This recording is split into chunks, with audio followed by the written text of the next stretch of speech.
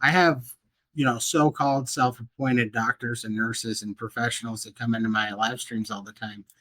And they chastise me for saying, misinformation and dangerous stuff. And it's like this literally the information that you give has killed my brother, my father, made cut my mom's stomach out, and cut my sister or put lap band surgery on my sister. None of it helped. The information I'm given saved my life.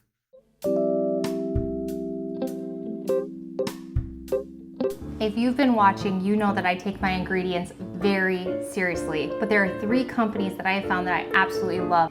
Check the description for discount codes. Hello, my name is Adrienne. Welcome to my show today, where I interview different people who've inspired me to live a healthier life. And today I'm interviewing Todd.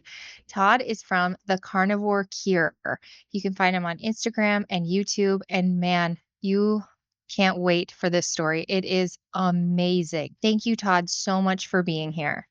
Oh, thank you for having me. I sure appreciate it.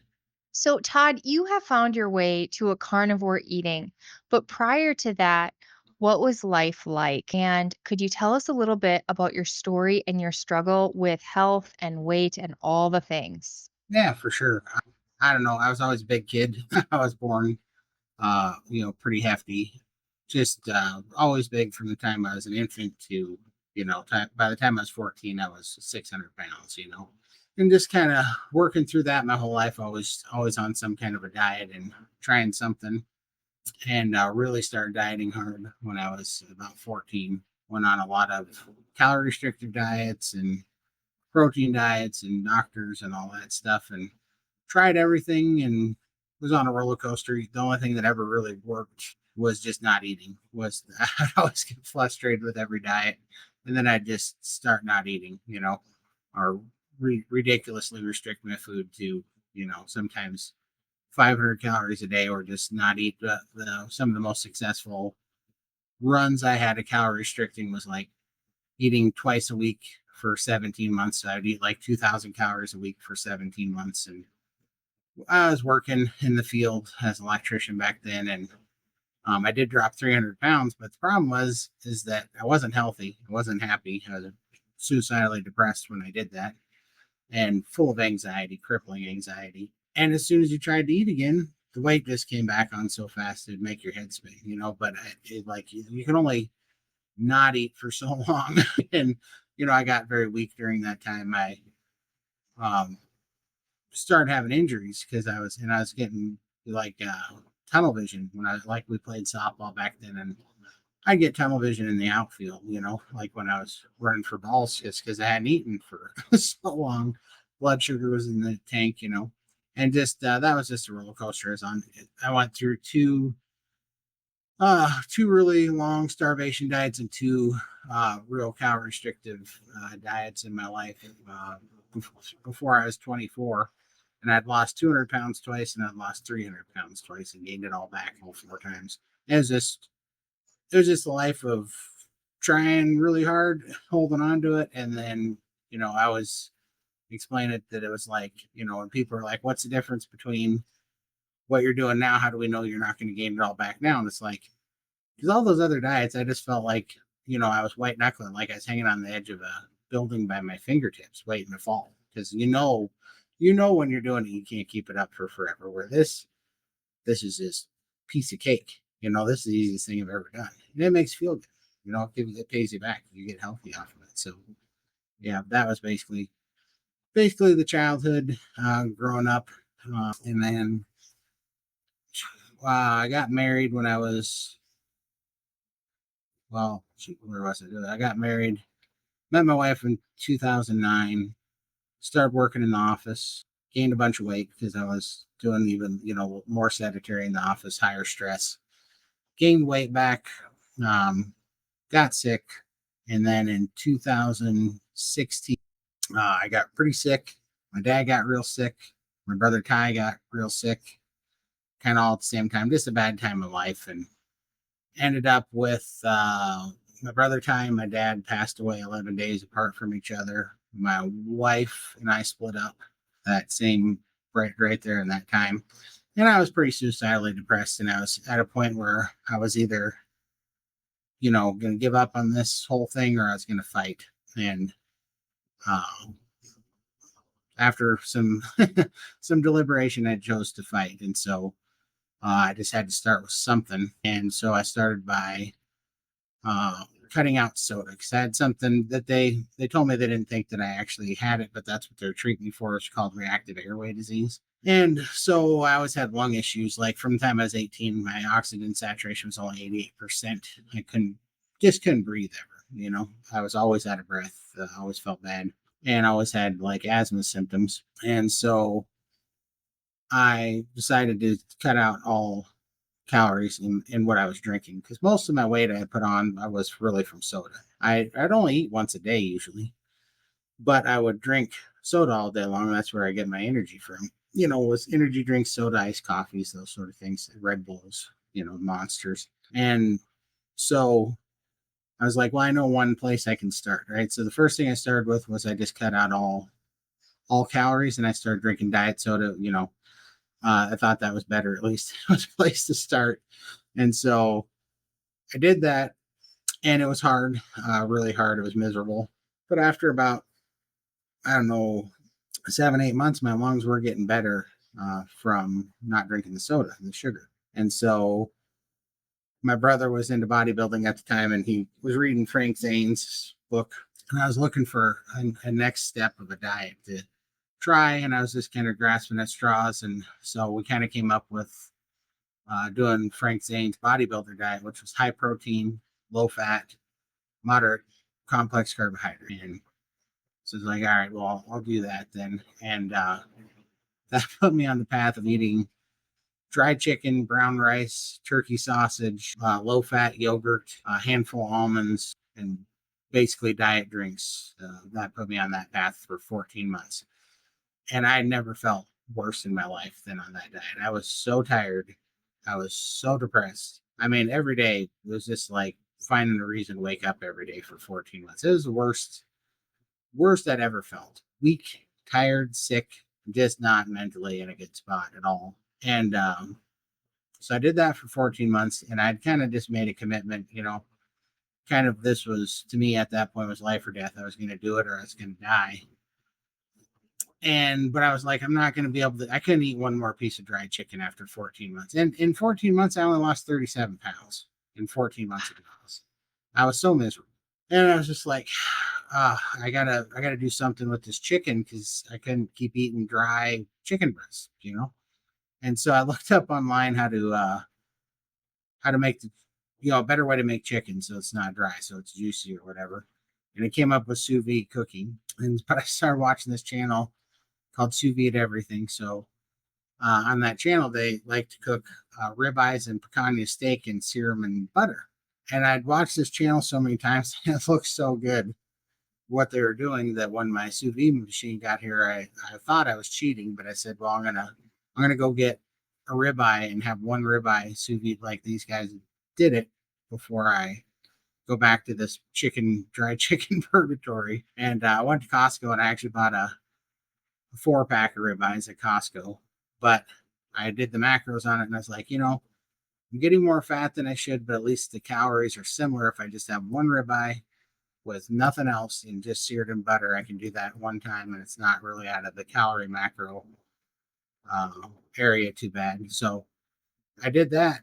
And then my first ribeye, I felt my depression lifted a little bit. I felt good and I couldn't figure out why. I didn't understand why. I thought it was a placebo effect. I thought I was just happy to not be eating dry chicken. But I ended up doing just a ribeye seared in butter OMAD that day, which I didn't know anything about any of this back then. That's what I did, and I had more energy than I'd had in 14 months, and I was pretty happy. Like a definite lift in my mental energy. It's like, wow. So I did it for the next 4 days, and in that 4 days, I felt better than I have in 2 years. I lost 11 pounds in 4 days, and I just felt fantastic. So I actually went and Googled, like, why am I feeling good off eating ribeye and butter? Because this should be killing me. This was supposed to be a cheat, and I'm losing weight and happy and have energy, and I did not understand why. And that was a bittersweet day because I should have just kept eating ribeyes and butter, and I would have been a lot better off. But instead, I researched it, and it took me to ketogenic diets, which took me to keto. And so then I went off for the next 2 years on almost 2.5 years on a ketogenic rabbit trail of keto snacks and keto junk food and chaffles and all this stuff, right? And so uh, it was helpful, but it didn't get me where I wanted to be. But it did get me to Dr. Jason Fung, and I started reading his book on fasting and insulin resistance, and that really struck a nerve with me because I believe I was an insulin resistant infant, is what happened. I think that's why I was so big my whole life. And once I started reading about insulin resistant infants, I was like, all right, well, that was clearly me, to get that big without fail.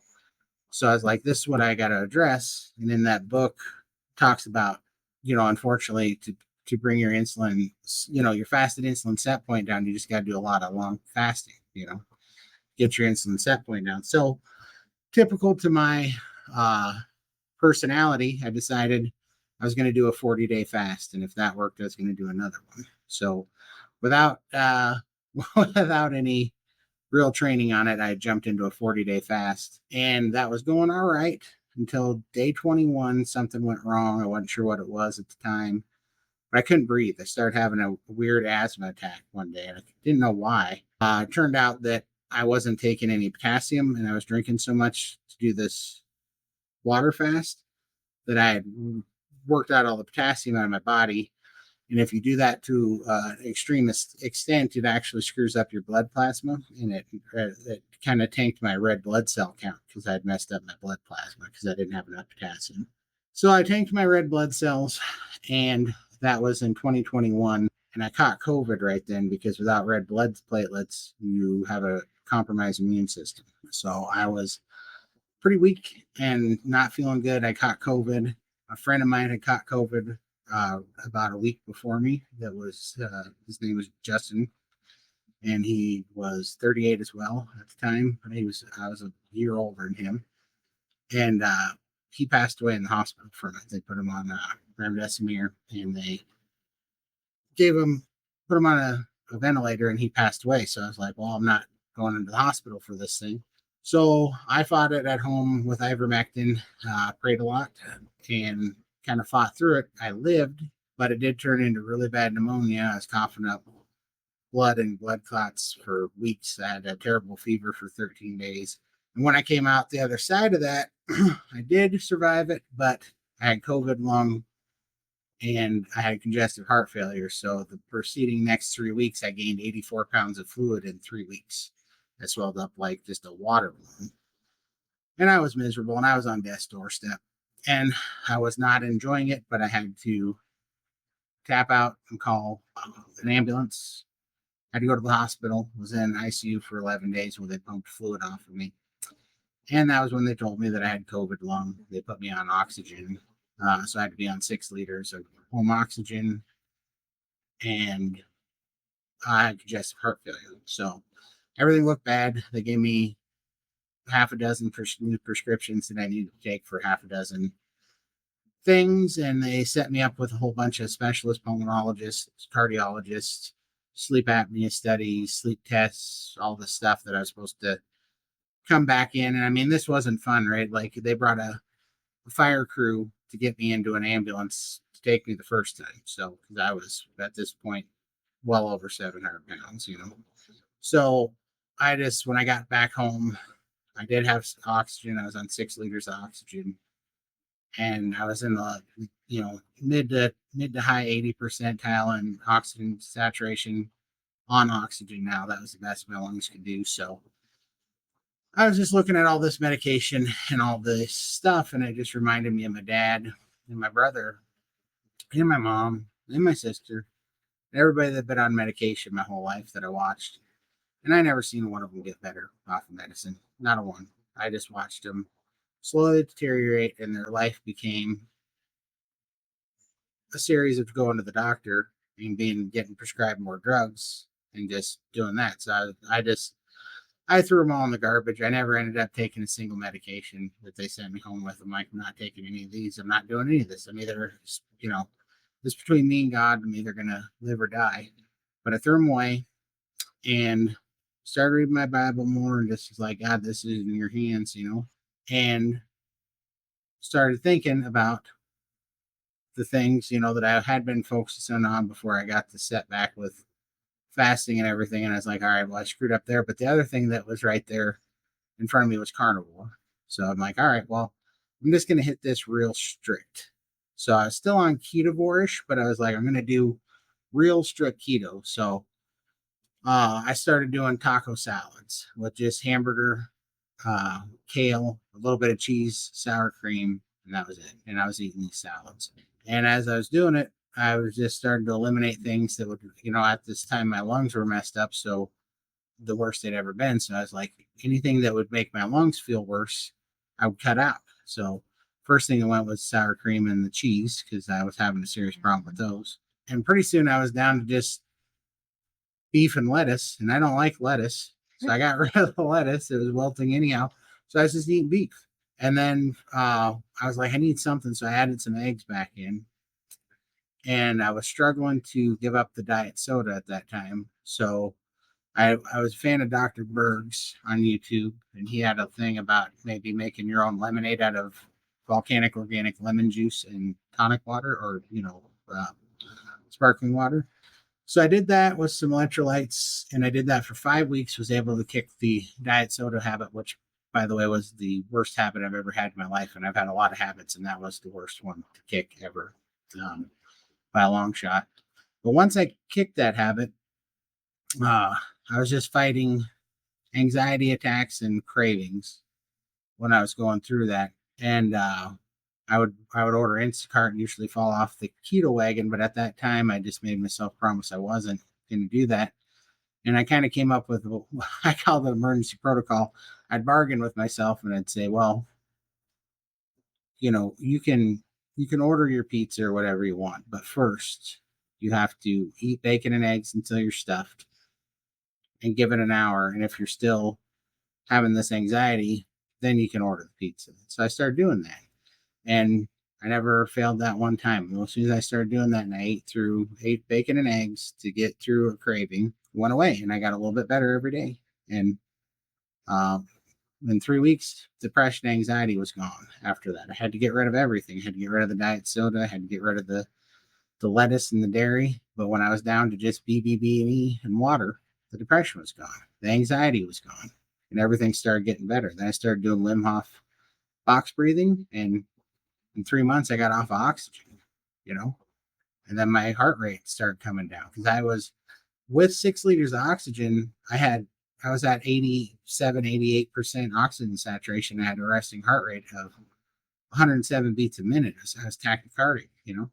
And within 3 months of doing Wim Hof and BBB&E, I was off oxygen. My oxygen saturation was 96%, and my pulse was down to 68 beats a minute. So I was like, well, this is clearly working. And then everything just started getting better, and the weight started coming off like crazy. I was starting to get mobile again because I was stuck in a recliner for 2.5 years. Couldn't hardly get out of that but once a day because I was just so heavy and so sick, and it all just started coming together. So that's kind of how it got me to this one. So when did you kind of start the carnivore? How long ago was that?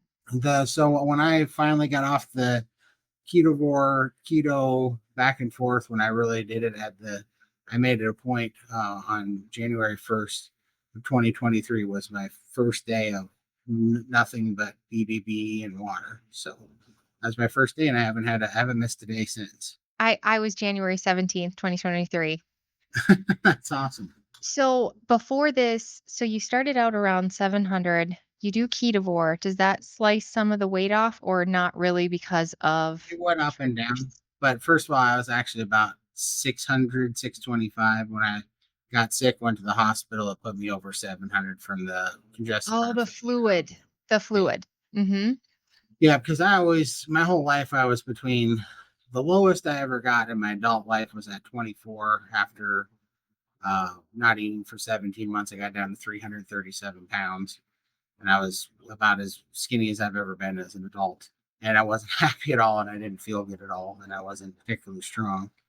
But that was the lightest I'd ever been. But for the most part, I spent my life between 490 and 625 pounds. I would go back and forth.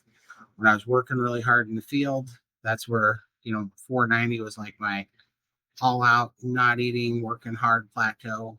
And if I was in the office, I'd be like 625. That was my range. So I was about 625 when I started gaining all this weight. I put myself, I don't know what my top weight is. I have no clue because I couldn't weigh myself back then. But what I did is it took me 4 months to be able to weigh on the scale that I had that went up to 700 pounds at home.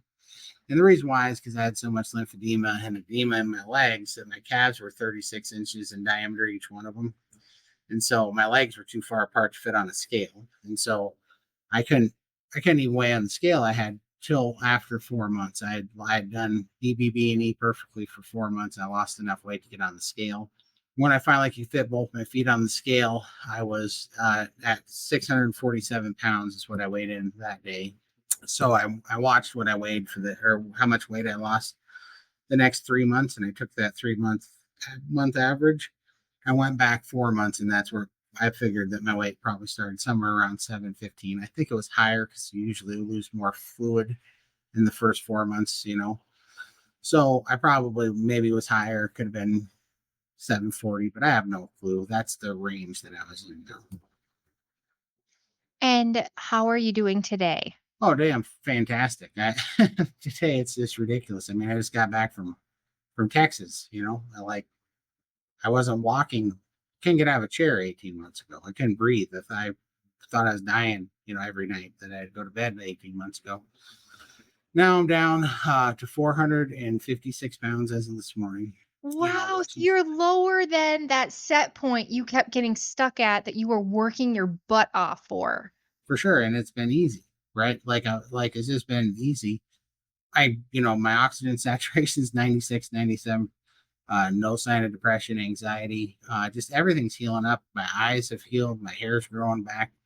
Knee pain's gone away. Just lymphedema is like 90% gone now. Like finally, that's the last thing I'm really fighting is some swelling in my left leg still. It's just, I'm a new person. Like congestive heart failure is gone. Testosterone, I had terrible low testosterone. That's come way up now. That's why I do the egg diet so much, is because it's really good for your testosterone. But yeah, just a new life. It's like I have a future. I didn't have a future before. You know, something people don't realize, here you are struggling since you were 14. You've worked harder to be a healthy weight than most people in America, but yet they would have looked at you and said, obviously, that guy's eating 2 gallons of ice cream a day. They just make these assumptions. Here, you're working so much harder than anybody. I mean, literally, I've never personally met a person who was able to do a 21-day fast. I've never met a person that was able to lose 300 pounds. And I'm going to guess pretty safely that your body is incredibly resistant to losing weight, and you still did it over and over and over again. I commend you. I think you are such an inspiration, and I appreciate you sharing the story. Now, if anybody ever goes to your channel, The Carnivore Cure, they're going to see this guy that's just lit up, excited to talk, excited to share about this. I mean, obviously, stuff inside your heart is so much better. I mean, you can just see it in your show how well you're doing. So I just really appreciate you telling this story. There was some more things. How is your family? Does your family also struggle with obesity? Yeah, so my mom, sadly, she got gastric bypass about 20 years ago, and it failed. But now I'm watching her because I take care of her. She's got Parkinson's, and she's wasting away because she can't eat enough now. And it wasn't the answer. She's still heavy, but for her height, but her muscle, like she's got no muscle anymore because she can't eat enough. And I'm trying to. She's trying carnivore again. I've tried this several times, but because of the Parkinson's and stuff, she kind of varies back and forth. And sometimes she wants junk, and sometimes she doesn't. She gets it's hard to feed her carnivore because she can't eat much because she doesn't have a stomach still. And so I watching her waste away is making me mad because it never worked anyways, and now it's actually really harming her. And now that she's in her 80s and having these troubles. But my whole family is overweight, with the exception of two of my brothers were two of them were. Everybody was overweight to a certain extent, but four of us out of six were obese for sure. And my sister had lap band, and let's see, she's 51 now, I believe. And she had lap band, and she had terrible arthritis and joint pain, and was couldn't hardly walk. She's on disability. Now she's been carnivore, I think 8 months now. I think she's been carnivore 8 months, and she's down 74 pounds, and she's got her life back too. I mean, it worked fantastically for her. My other brother has MS, had it for 19 years, and he's carnivore, and it's healing up. He's getting nerve function back. I mean, it's just crazy. But yeah, it's been. I wish I would have known carnivore before my brother Ty passed away and my dad passed away. I think it could help him a whole lot for sure. Well, we're Yeah, grateful that your life was spared though and that you caught it in time. appreciate it. Yeah, that's why I get fired up on my channel, and I'm a little bit mad because I've got 3 friends that have committed suicide in the last 18 months from depression. And as far as I'm concerned, it never had happened because our medical system tells us to not eat red meat, tells us to not eat animal products and fat. And then what does that leave us with?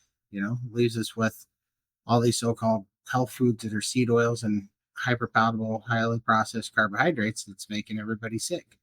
We don't have the healthy cholesterols and animal fats that our brain needs, our hormones need to be healthy, and our bodies need. And it causes serious depression, anxiety. I mean, so many issues. I mean, so much so that Parkinson's and Alzheimer's now, I believe, is called type 3 diabetes. Like, it's crazy. And it's crazy that my whole life they advocated for me to have my stomach cut out. And thankfully, I resisted that just because I'd seen my mom and sister do it. And I was like, this is not the answer. I knew it wasn't the answer. So I never did it. But that was literally what they'd push you for every time was drugs and get your stomach cut out, get some bariatric surgery. That was it. And it's like, all I had to do was stop listening to their dietary advice and eat meat. And that was all it took. It's incredible. It makes me mad too. When I was on The Biggest Loser, I lost 66 pounds and then I gained 100. Right. And then in my pregnancy, second pregnancy, I got preeclampsia and I got up to 330 pounds. Mhm. And I was basically told, under the impression by the doctors, by everyone, that I just obviously needed some mental health.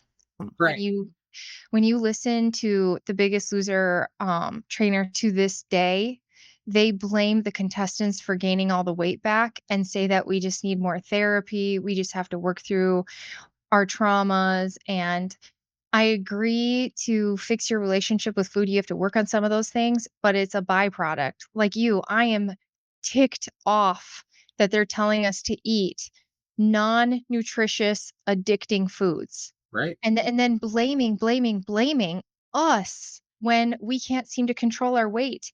So I just like it's so confusing how it can be our fault when we're watching our whole population now more and more. I mean, I bet by next generation, if something doesn't change, 100% of people will be Oh boy. 100. We're at 74% right now. Okay. Yeah. And this this is no accident, right? This is why what they do is very smart. And I mean they by the powers of being. Like, I'm not trying to get into conspiracy theories or whatever else, but the fact of the matter is we live in a world where there are people that, you know, turn the screws around here that believe in population control, believe in making money and having power over the population and being able to control and govern populations, right? And if you look at what they're doing, it makes so much sense because this one I started really changing my mind too, because up till this time I just thought I was broken, I was flawed, this is my fault. I'm not strong enough, I'm not working hard enough, I don't have the willpower. Other people are just working harder than me, other people are smarter than me, other people are more dedicated than me. That's what I thought for most of my life until I started listening to Gary Taub and Robert Lustig. And they started, as soon as they said 74% of the Earth's population is overweight or obese, and the only way that you can cause behavioral change over 74% of the Earth's population of 8 billion people now is if you change the environment that they live in. It has to be an environmental change. You cannot compel behavioral change in that many people. I don't care if you offered them all $100 million a piece. You literally cannot cause behavioral change unless you change the environment. And so this is clearly a food environment problem. And if you look at it, there's so much propaganda that pushes all this food and the calorie restrictive, the thermodynamic calorie hypothesis that they keep pushing to pretend like, but it makes sense because as long as they can say that this is an overconsumption problem, then they can say it's a you problem. You're doing it. Mm-hmm. It's not our food. It's not our products that we're pushing you. It's not the poison that we're giving you. It's a you problem. And they know that. They know that when they keep pointing it back at you, this is all designed to point back at us and say, you're screwing it up. And look, I'm not a fat positivity person. I don't believe in healthy at every size. It's not okay. We're not healthy at every size. I was not healthy at 700 pounds. I was dying at 700 pounds. I was being killed at 700 pounds. But I'm just saying, I'm not looking for excuses. I don't think anybody gets 100% of it out. But where I screwed up, hey, buddy, no worries. Sorry. Oh, no worries. But where I screwed up was I was a sugar addict, and I wanted to believe that there was a magic pill, you know? And so I kept going to doctors and dietitians to get lied to because they would tell me that, I could do these things and have these take pills, restrict and still eat in moderation, and they would lie to you. And you would go, okay, well, at least I can still have these things. And that's what I kept going for. I kept hoping that they would do another test, a blood test or something, if I'm really being honest, and that I would get the magic pill that would let me keep eating the crap that I wanted to eat and live and be healthy, right? And that was where I screwed up. I was delegating my health to these people that have they have a benefit out of me being sick, right? These people, there's something in it for them if I'm sick. They get to treat me, they get to sell me drugs, they get to make money off of me if I'm sick. So, and I'm not saying that that's every doctor that I see. I understand that there's a lot of good doctors out there that mean well, but the medical system is corrupt, as corrupt as can be. And they know what they're doing. They've screwed up our food environment. They have created a system where they make us sick with the food, and then they try to rent us some semblance of symptom relief with drugs, and they turned us into little businesses, And so when I understood that, then I got mad because I stopped being mad hard on myself, and I started taking my life back in control of my own hands, and that's when I started eating the way carnivore was right for me and making that choice. And every time somebody would tell me that I was going to end up with colon cancer or, clogged arteries or whatever, I would be happy because that's like, well, you guys would say that because you're the ones that want to sell me drugs, you're scared. When I went into I did a Zoom call with my cardiologist after 6 months on carnivore. I was down 205 pounds, never did take the medicine. Was off oxygen, was mobile again, had my color back. I wasn't depressed. I didn't want to eat a bullet every day anymore. I wasn't worried about dying every day when I went to bed anymore. And I thought, I really thought this guy was going to be happy to talk to me because I thought I was going to be, I thought he's going to ask me a lot of questions and we could both talk about how awesome carnivore is and he would learn about it and subscribe it to other people. Well, I told him my whole story. And after about 10 minutes him listening to me, all that he said was, I'm worried about your diet. And something inside me just snapped. And I just said, I'm worried about your brain. I think you have a medical condition because you need medical help. You're not seeing what's right in front of you. Like I'm exponentially healthier than I was 6 months ago. And I did it by not taking any of the drugs that I watched kill my brother and my dad and just be bad for my whole family. I did it with nutrition, which is by far easier and safer than any of these drugs that you're prescribing. And you're now he didn't say he was worried about my diet 6 months earlier when I was in the ICU with congestive heart failure and COVID lung. He didn't say that he was worried about my diet then, but he said he was worried about it after I lost 205 pounds and was healthy. And so it's just like, that's when I was like, yeah, you guys are actually the enemy. You guys are fighting against me. You guys are actually giving me really hurtful advice, harmful advice. And, whether it's that individual doctor, maybe not. Maybe it's just they're indoctrinated by the system. And I do choose to believe that because I don't want to believe, that there's that many people. But also, this is why I love Dr. Chafee and Dr. Baker and Dr. Kim Berry and, Avadia and all those people out there that put their conscience ahead of, Since their license. They risked it. They said, no, these people are getting sick. We're not making people better. This is just sick care management. We're not healing anybody. Our oath to do no harm. We're not, we are doing harm. I mean, we live in a country where the number three cause of, the third leading cause of death in this country is medical intervention, and that's our number one. So basically, the number one treatment for a disease is also the third largest cause of death in our country.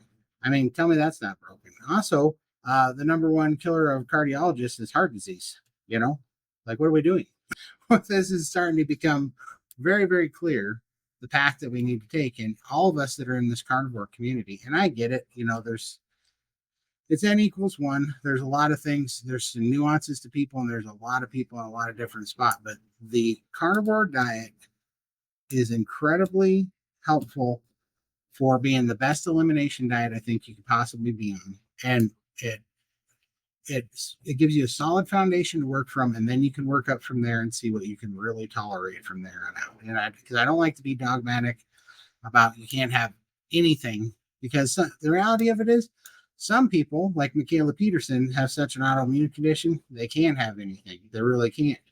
Some people, yeah, some people get away with more. If you can and there's really no harm to it, then good on you. Eat what you can get away with. But as long as you put your health first and you know how to recognize when something's causing a problem.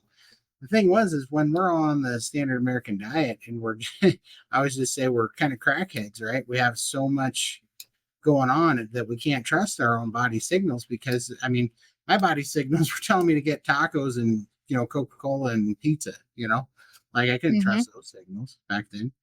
But now I can actually listen to my body. And so like one of the things that I've started eating after a year, not because any reason other than my body wanted, was vinegar. And then that made sense to me why I found out that worked. But, when I did a podcast with Leslie and Keith, who's a specialist in the lymphatic system. And when we were talking about that, I said, yeah, for some reason I crave vinegar and it gives me a lot of energy when I have it. And she said something super smart. I'd never do this, but she goes, well, of course it does. It's a short chain fatty acid. And I'm like, oh, and she was like, yeah, so it goes straight to the liver, turns into ketones. So it's kind of like the MCT oil that you used to take when you're on keto, goes straight to the liver and turns into energy. Well, because I have a compromised lymphatic system from having lipedema for so long, that's what travels fat through your bodies, through the lymphatic system. So I get a little boost of energy out of the vinegar because it turns directly into ketones. It bypasses the lymphatic system, goes straight to the blood, to the kidneys, turns into energy for me. Like, well, that's smart. My body was smart and it knew that I was kind of a slow to get energy and slow to fat adapt because of my lymphatic system. So it wanted me to have vinegar, There's just little things, but that's what I'm really happy about now is that I can listen to those little things and I just get better every day. Everything heals. What was crazy was, so I'm part of the SBG Steak and Butter gang now. And when I was there, I did their priming protocol because throughout this whole thing on month 7 through 9, I started under eating again because I had a plateau. And I was under eating even on carnivore because I thought my whole brain still said, well, if you're not losing weight, you must be eating too much, you know? And so Mhm. I was down to 1,400 calories a day and getting sick and tired and all this stuff. And then, so I went to the SBG gang because I met Limitless Lindy, and she had lost her weight there. And when I was there, I learned about, priming, which now makes so much sense and nobody talks about it. But priming is fantastic because by under eating for so long and so many crash diets, I just put my own metabolism in the absolute tank, right? It was just completely in the toilet. So I was running low energy and low maintenance all the time.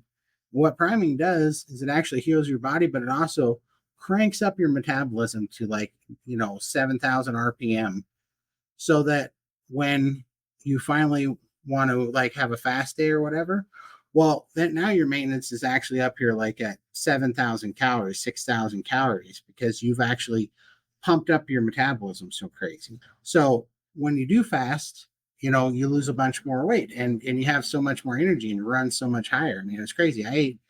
I was eating 6 to 7,000 calories for 6 months of just meat. I was eating 6 to 7 pounds of ribeye a day for 6 months. Everything healed up. I gained 21 pounds, lost 3 shirt sizes, got exponentially stronger. And now I can, Wow.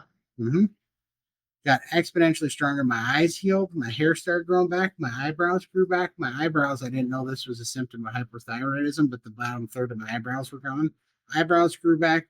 My eyes are so good. I have an email from my optometrist saying that in a 7 month period when I was doing that priming, my eyes healed so much that I had to go get new glasses because my prescription had changed so much. And he was like, your eyes don't even look like the same eyes that we looked at here 7 months ago. He said, all the diabetic retinal edema is gone from your eyes, and all your retinal walls and your veins in your eyes, the walls have thickened and they're healthy now. He said, it doesn't even look like your eyes on this scan. And so just everything healed. And now I'm finally primed. That's what they call priming, when you eat enough to heal your body. And I did that. And now I fast. I eat 7 days, eat as much as I want for 7 days, and then I fast for 7 days. And it's beautiful. Never hungry, never low on energy. Yeah, it's wonderful. I think that it is absolute torture that we're being taught that A, we need to eat low fat, so we're starving our brain and we're starving basically every cell in our body, and B, that we're supposed to be eating low calorie. I think that's like your body hates that. Your body says absolutely not, and it thinks we're going into starvation. I think it is so wonderful that we are allowed to be full. I think that is the most precious gift, is to say to our body, I I nourish you. We are allowed to be full, and Yeah. that healed you so much. And it's funny that you're talking about this because some of my friends recently joined SBG. That's the one thing I haven't done in the year and a half, and I just wonder. I have a lot of healing to do. I had the gastric bypass, like your mom, and two, it didn't work for me. I did lose a few pounds, but then I stopped, and I was running a half marathon. I was running half marathons, and I was eating 8 to 1,200 calories, just like they told me, and my weight wasn't coming off, and they told me I must be lying about my calories. No, what they don't Instead of understand. having the knowledge that my metabolism was dead. Yeah, you killed your metabolism, and of course you did. I love what Dr. Kilt says. He's like, your body doesn't care what you weigh. It does not. It does not consider that fat is unhealthy for you. It's not. Fat's not the enemy here. Fat is a parallel symptom to a metabolic disease. I actually truly think that we are lucky to be one of the people that can be sick and be fat, because I think when you don't have body fat, I think you get poisoned. I think that's when you end up with MS and cancers. And I think that's Mhm. why a lot of the skinnier people, that I think our fat protects us from the poisons that we're eating, the oxalates that we're eating, and the microplastics in the seed oils. I think that protects us. And that is why, you know, in SBG, the reason why we prime is to let your body know that it's okay. It's we're in a safe spot. We're healed. We're in the land of plenty. You can let go of some of this weight, right? You don't have to hold on to it. We're not in a famine, right? There's plentiful food around here, and that also, when you're eating healthy and you're nourishing the body, you sleep better. You get rid of cortisol. You go into REM sleep. And your mental energy is so much better. And this is what's crazy. When I was doing priming, I had a 26-year nicotine habit. I'd been chewing tobacco for 26 years. When I was doing priming, my body said, "We're done chewing." I did not. I swear to God, I did not even plan to quit chewing, but my body was healing up so much. It said, "What's this stuff? We don't want it anymore." So last October 26th of 2023, I quit chewing, like a 2 can a day habit, like a huge habit. For 26 years, I quit it cold turkey and I haven't touched it since, and I never missed it. It wasn't even hard, you know. Every compulsive nature and addiction that I had completely went away when I was priming. Just all went away because my body healed. The stuff that we have when we're compulsive, we have these addictions to drink, to gamble, to have different, whatever your compulsion is. To me, I think it was always just trying to self-medicate anxiety. The anxiety was everything. I did everything to just try to get a break from anxiety. All that stuff was just a crutch. Now it's gone. I literally do not have any addictions anymore. I haven't had anything but water in 18 months. It is not hard. This is not a white knuckle thing. There's no temptation at all to eat anything bad. I have no cravings for anything anymore.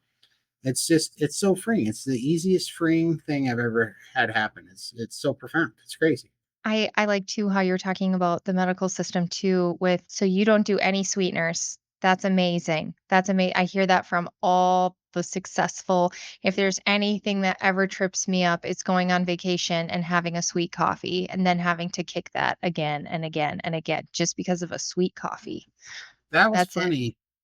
That was funny that you say that about the coffee because I haven't craved anything until I got to the airport going to Texas.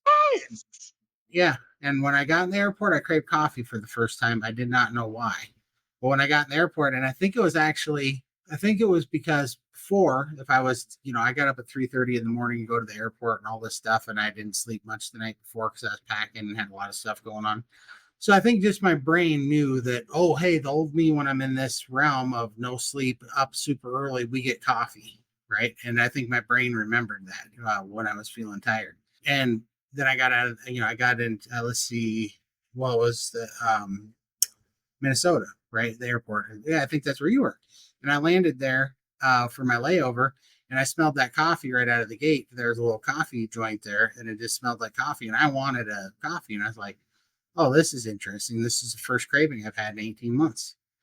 And so I was just kind of reasoned through it, but I don't even think it would have been a big deal if I just had a black coffee. But I'm so against giving up any room now to anything that's like an addiction that's not planned. It felt good to withhold that craving for myself. I'm like, no, you're not getting coffee. We're gonna have a San Pellegrino, and we're gonna be happy about it. We're not gonna give in to this stuff. And it was beautiful. I love now the strength that it gives you to look at those things and go, we're not falling for that one, those little things. But it was really interesting. That's the only craving I've had other than vinegar, which I kind of Which researched and makes then decided, sense. yeah, which made sense. Those are the only two things that I've craved since starting this. It's really crazy. So tell us a little bit more about the lymphedema. That's often something that is mostly found in women. Is that something, do you have the nodules in your skin? And also, does it kind of tick you off that doctors don't know about this? That they are saying, like I know people with lymphedema will get the surgery and then their weight doesn't come off because their body can't access those fat cells. And the doctor Mhm. should have known. How did you find out? So I will first of all by researching it, but I have a live stream that I did. Me and Lindy and Michael did with an occupational therapist named Leslyn Keith. And that lady is a godsend. She explained things about me and since I was a kid that doctors never could figure out for me. So I went to lung specialists for forever. And they did every test. They did dye tests. They did these balloon tests. They did CT scans, MRIs, all these X-rays, all this crap, and try to figure out what was wrong with my lungs.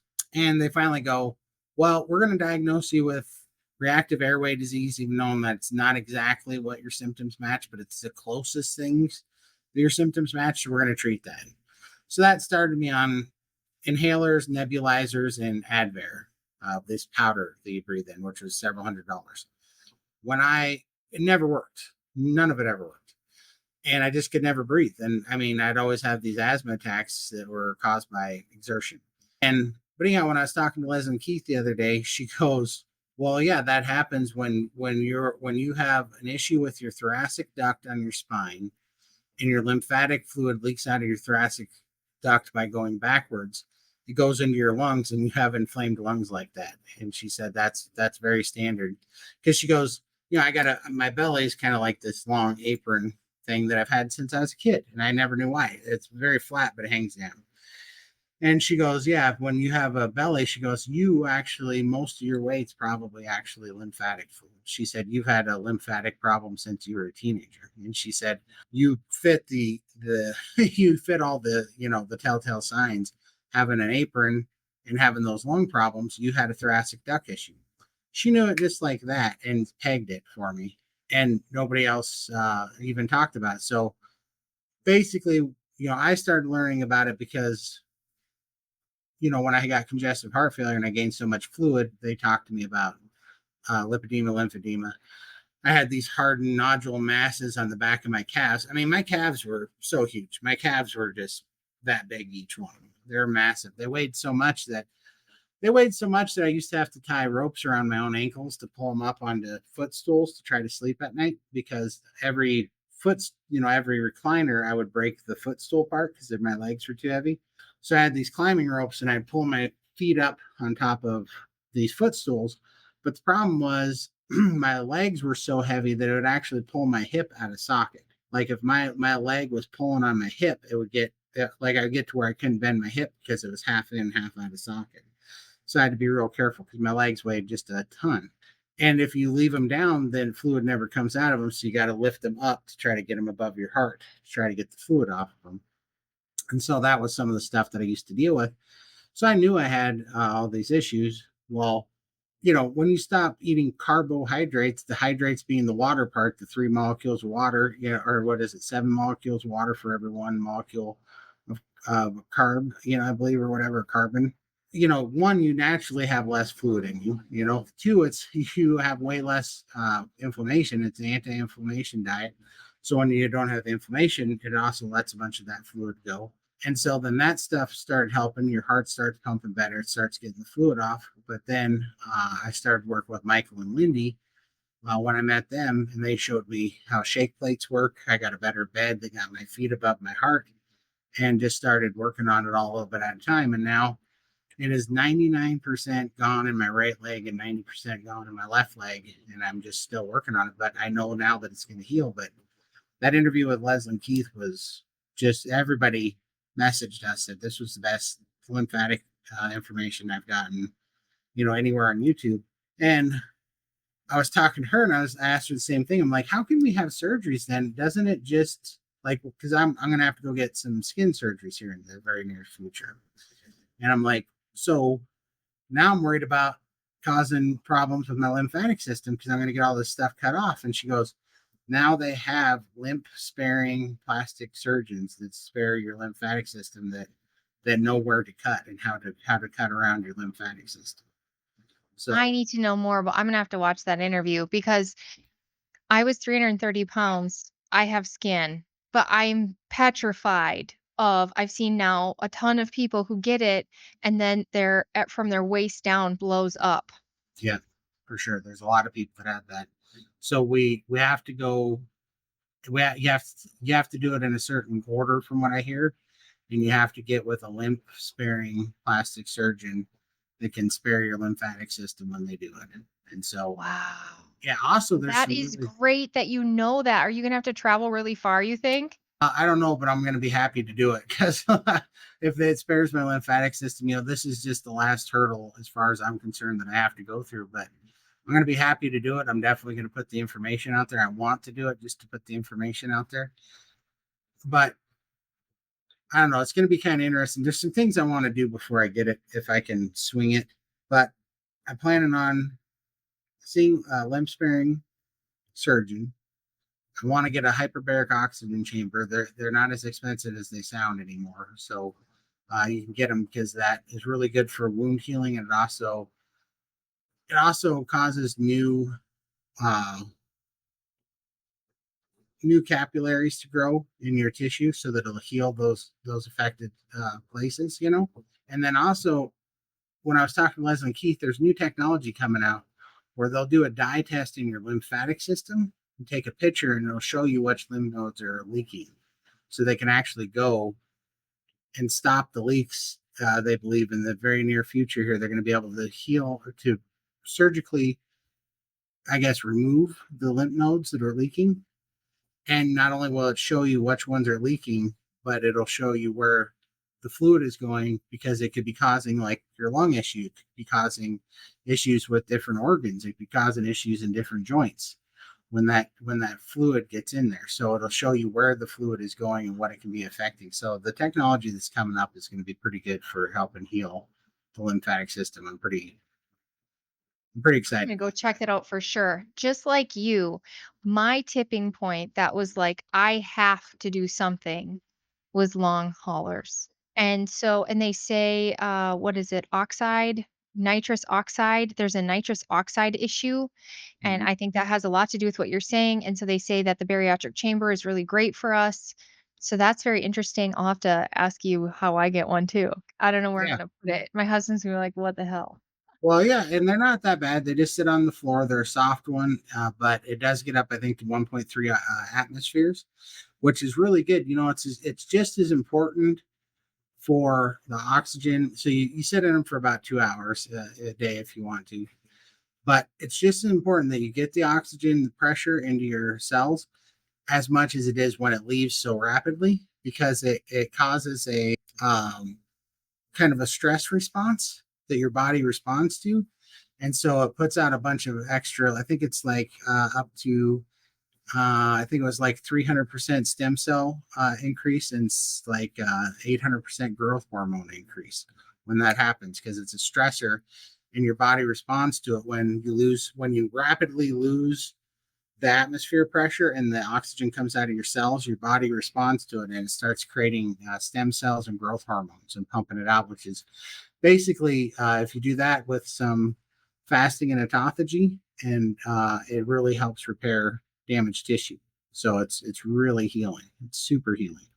And so I want to have that in place because that's really good for wound care. So when I get the surgery, I want to have that in place that I can do my own wound care at home every day to kind of keep that healing.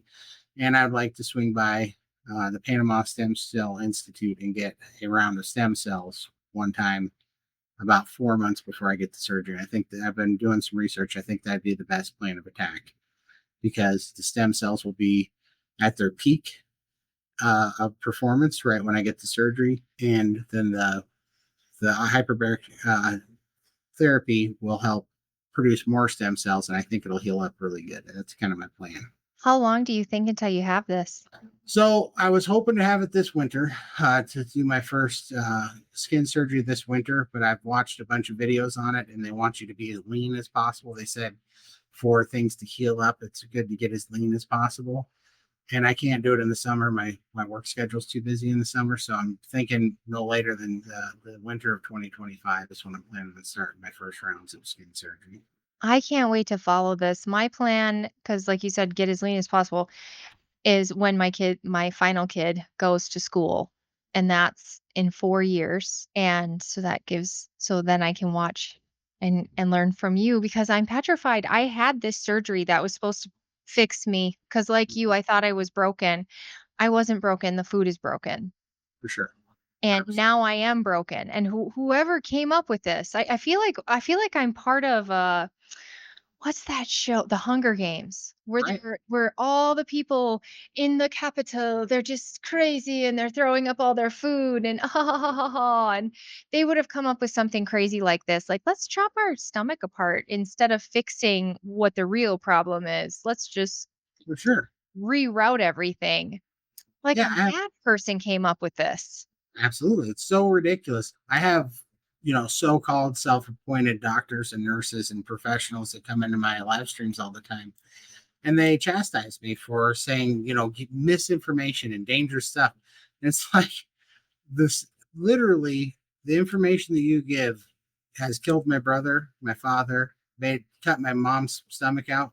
and cut my sister or put lap band surgery on my sister. None of it helped. The information I'm given saved my life. And I've never once advocated to cut people's bodies apart to try to change the food environment, like to try to change a mistake. And when they say that meat is dangerous, has there been anything that's been studied longer than meat? Our whole species exists because we thrived in, our entire existence off of meat. This system of medical, whatever you want to call it, intervention or whatever, this medical sick care system, this is the experiment and it's going terribly wrong. It is not working, right? This processed food garbage, this is the experiment that hasn't been tested, and now we're seeing it, and it's an absolute dumpster fire. It's a nightmare, right? We know that now. And anybody that's being honest and really just backs up and looks what's happening at people.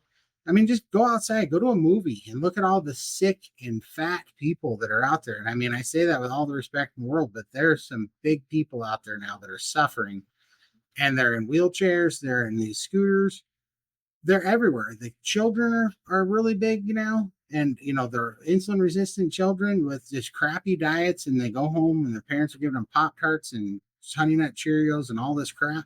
And then, you have somebody awesome that's got a carnivore baby that everybody says, oh, you're going to kill your baby because you're feeding it meat. It's like, get out of here with that nonsense. All the kids now are on antidepressants, and everybody has ADHD and all this stuff, and it's not there. They're just not eating. Diabetes. Yep. Our Yeah. children have diabetes and ADHD and ADD, and people think that that's made up, and it's not. If you do a brain scan, you can see it on the scan. It's a real thing. Our kids are being poisoned. They're being poisoned, but it's not, I hate all the labels because as far as I'm concerned, there's poor nutrition. That's the problem. All these other things that they give all these individual labels for, they're just different symptoms, right? They're different manifestations of the same disease. That's all Mhm. they are. But I hate that they do that because Dr. Kilt says it. I love it when he says it. He goes, if you name it, if you label it, you enable it. And I'm like, yeah, exactly. Because I just know I know so many people that go, I have X, Y, or Z. And I'm not saying this to be mean to anybody. I totally get it. But it's so not good when you go, oh, well, that makes sense because the doctor said I have ADHD. So that means that this is just a condition that I now have and I can't fix it, right? Or I have to take this medicine. It puts these people into this trap. And it's like, no, Mhm. we don't. These things aren't real. These are all, there's not a thing called ADHD that's its own thing. There's poor nutrition that they've screwed up our food, and these are all manifestations of symptoms. We fix this, and those things all go away because our natural state is to not be sick like that. These are just different things that are breaking down in each one of us, but they like to focus in, give it its own name so that they can create drugs and prescriptions and And there's no programs. cure. Yeah, no cure. Oh, nothing gets cured. We just got to go after that new label that we have. We have that new label. It's not your fault. It's not your fault. It's this. You got this darn thing. They didn't exist until we stopped. Started eating terrible things that aren't natural. Our food's not food anymore. Our food's poison. We're being poisoned. You know. Yeah. It's, yeah. It's And we incredible. weren't meant to live in these houses made out of this weird sheetrock stuff and have water inside our homes, and then they get moldy, and we were meant to live outside and get fresh air and sun and touch the ground and not have all this cement. And Right. there's more layers to what we're supposed to have and why people are getting sick. Like there is a reason, and it can get better. Exactly. When I started doing carnivore, I couldn't drink out of plastic anymore because I could taste all the plastic and everything. So now I can only drink out of glass, not because I'm doing something super aware or something. I can't. When your body starts getting healthy, it cues in going, that's not good. Every time I drink something out of plastic, my body goes, that's not good. So now I can only drink stuff out of glass. And then I started doing grounding therapy. I thought, well, that's probably going to be a little bit silly. Well, until I started That's thinking a little about it, woo woo. Yeah. yeah, it works. It Feels absolutely works. amazing. Yes, it feels awesome. And then I started having biphasic sleeping patterns, and I was trying to reset my circadian rhythm. And they're like, one thing that's wrong is that we never relax our eyes. We never look out on the horizon anymore because we're stuck in these little boxy cities and towns and houses. And how you actually relax your eyes to reset your circadian rhythm is to go outside when the sun's coming up and look at the farthest horizon you can see. And that's the only time your eyes relax, is when you look out completely past anything your eyes can focus on. Every time you're looking at something that's in close range, your eyes are contracting to focus on it. When you look at the furthest horizon you can see on the sky, your eyes finally relax. And when you do that in the morning, you reset your circadian rhythm. And then all of a sudden, you start going to bed at night and waking up with the sun, and you start going into REM sleep for the first time. And it's like that is so healing. Another thing that happened when I was doing priming was I was like, man, I'm getting tired. And I thought that was a bad thing. And then you learn that, no, what's happening is for the first time in your life, you just gave your body a bunch of building blocks, a bunch of nutrition that it wants.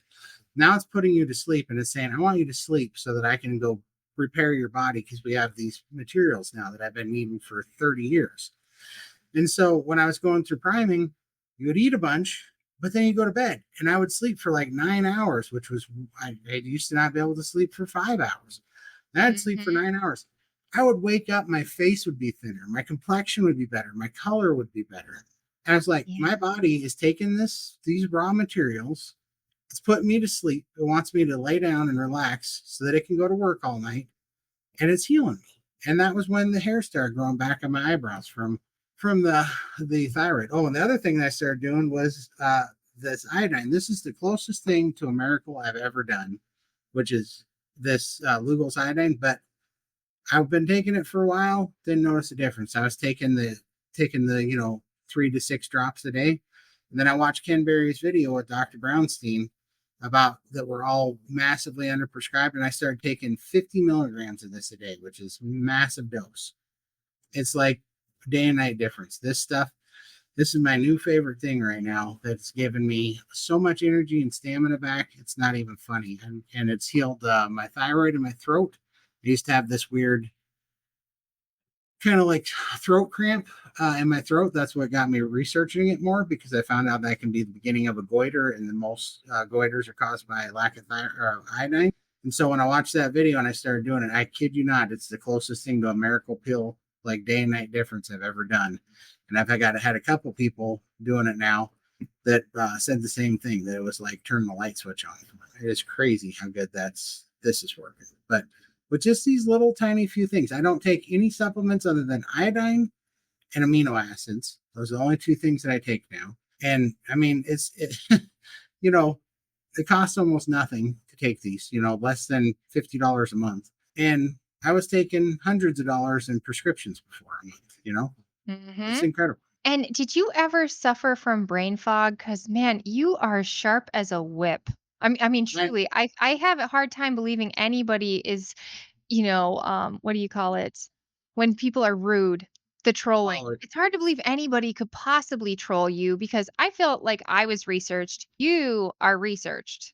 Holy well, moly. well, I'm analytical by nature, and I've been lied to a lot by the medical system. So I was trying to save my life. I was trying to save my family's life. So I was looking at everything, and I did look at everything. And now everything, the pieces are just coming together. So yeah, people, they have all their nonsense to say. And it's like whatever. Most of the time I don't even worry with them. Sometimes I'll play with them because it's fun. If it's something interesting, I'll fight back and forth with them. Most of the time I don't.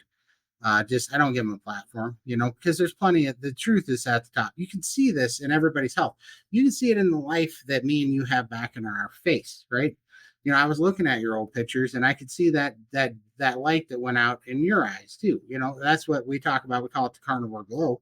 When you get life back in your eyes, when you're living again, when you're healthy again, when you have a future and you got some fire in you, and that stuff starts coming back. And so I don't know. I when I see these trolls and stuff that have an issue, I just think, well, they're eating the standard American diet. They need some meat. They need some fat.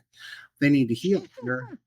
They're miserable because they're eating the wrong foods. Yeah, they're just miserable. That's honestly what I see with them. But I think if we keep doing this, I don't care if they're. Look at Bella, steak and butter gal.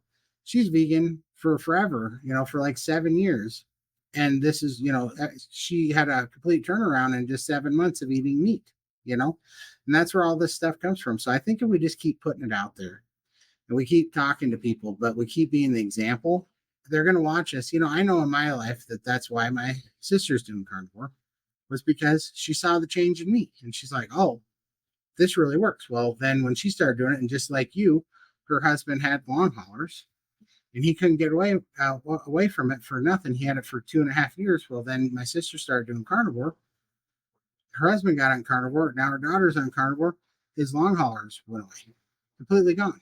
You know, and now he's all about it. They're all just fanatics for carnivore. Uh, we're going to be the example that they can't hide, right? We're going to be. It's not going to be anecdotal anymore. When Lindy's down 520 pounds in 28 months, tell me what about that is anecdotal. You know what I mean? And she had gastric lap. She had lap band. So, but she had lap band and she ate through it. Now she's down 520 pounds in 28 months. Like, they can't argue with these results, And what are they going to offer? Ozempic that causes paralysis of your gut microbiome, and then and your digestive system that causes you to grow more fat cells, so that when you do go off of it, now you have more fat cells to grow. Like, that's crazy. That's insanity, and that's that's what they offered Lindy. Lindy's getting her skin surgery in February, this coming February. She's getting her first skin surgery, and the doctor said, how'd you lose weight? The way he goes, was it Ozempic? And she said, no, it was carnivore. And he goes, do you want Ozempic? She's like, no, I want the surgery, get the skin off, because I'm free. It's so crazy what they're doing out there to people. It's just insanity. But we're winning. We are winning, as we've seen. I mean, that was pretty exciting in Texas, right? At Hack Your Health, to see so many awesome examples of people, So many happy people. And like you said, I'm sure if I were to look at your before pictures, like, I was really sad and I was really hopeless and I was stuck there for on and off 15 years. But then really, I've been overweight my whole life. And so I just thought that, like you said, there was something wrong with me. I didn't work hard enough like everybody else. And I just thank you so much for telling your story. I hope you give hope to so many people who maybe are thinking, I've been overweight my whole life and there's just no chance for me to change. But there is.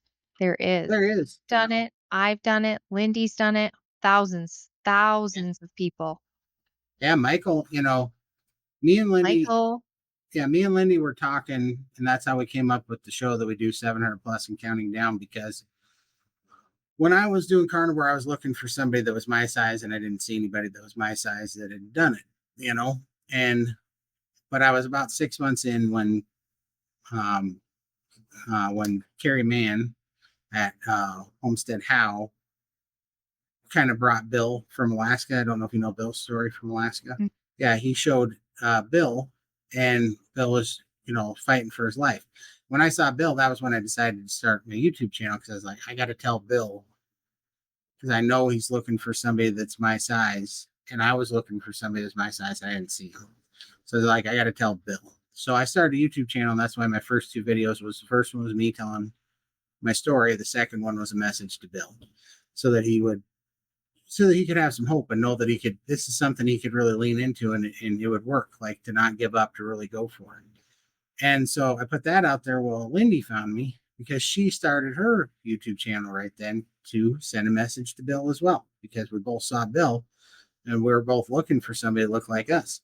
So we ended up connecting, and when we were talking, we related on so many levels about things that you really can only relate on if you were very heavy. Like, one of the things was, we were talking about how we both had a treadmill, but we were so heavy that when we would walk on it, it would push the tread backwards, and so you'd skip, when you're walking on it and stuff. And that was that day we said we should do a live stream like this and just talk about these things, and then people that are our sides, that are hiding kind of in the shadows, that'll resonate with them, and maybe they'll come forward, and maybe they can get some help.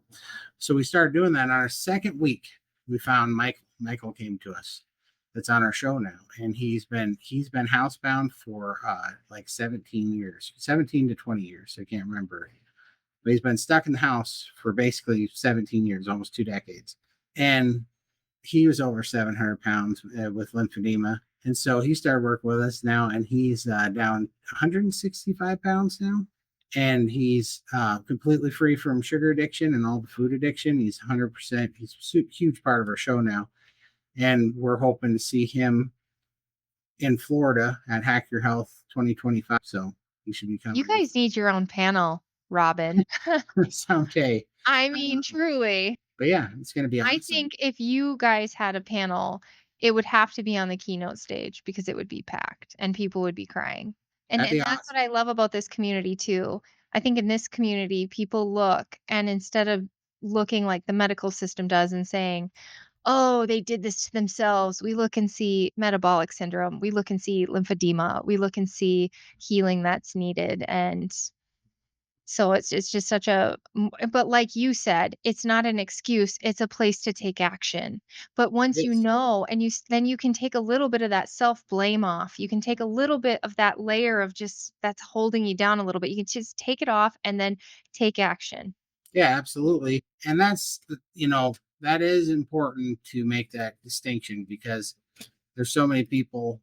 Hold on, I was going to pull up a picture for you if you wanted this for your Yeah. guy. So you want to pop that on the screen, Ken. There you go. Well, let's see. We can make that a little bit bigger. But this is where I started. That was at my worst when I was on oxygen. And then this is when I got down to 647 pounds. So that I could start weighing. That's when I started taking pictures. That was about 650 pounds. And that was one that I was going to say that's the dark eyes I was talking about. There's just nothing there. That was just dead inside. You know what I mean? So, and then this was, actually, I'm down 35 pounds less. I just haven't taken new pictures, but this was me at, I think it's 490 here. I was right around 490 at that spot. And this was the little overlay. So if you wanted it for your guy, you can cut that out of there. And then let's see. So tell me, the bottom right picture, is that now your dating profile picture? Because you're looking pretty good. Are That you was dating anybody? not yet. Amy, Coach Amy at the SBG, she's always trying to set me up about every day. But I told her I have some things that I want to get done before I was married for 7 years and I got divorced and I was like, I'm not gonna do that twice. So I have about 3 goals in mind, and one of them is getting through all the skin surgeries because that's gonna be hard to get through the skin surgery, and I don't want to put anybody else through that because it's gonna be difficult, And so I just want to get through that part so I can focus, and then I have some work to do because I got to catch up having a bunch of kids. So that's next. So this is Yes. me at 8. I was a men's 4X shirt. Wow. And you can't say to an 8-year-old, "Man, why did you make yourself overweight?" Right, right. That's what's so silly about it all. And Yeah. I was as big as a full grown man until you got to the face. you know, yeah, I was 8, and that's why it's like it is what it is. But it was all just insulin resistance. That's what it was. So are you still insulin resistant now? How's the blood sugar? Let me tell you, because I have a CGM on right now.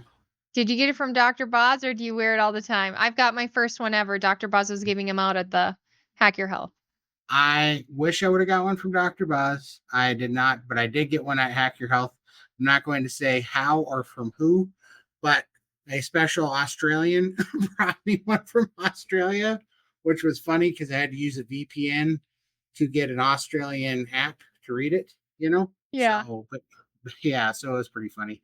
But yeah, so I just ate an hour ago and it's at 89.2. So That's amazing. yeah. Let's compare really quick. I was shocked that mine has been I'm at 85. High five. We're awesome. Yep, exactly. I mean, it's perfect, right? There's not a single problem here.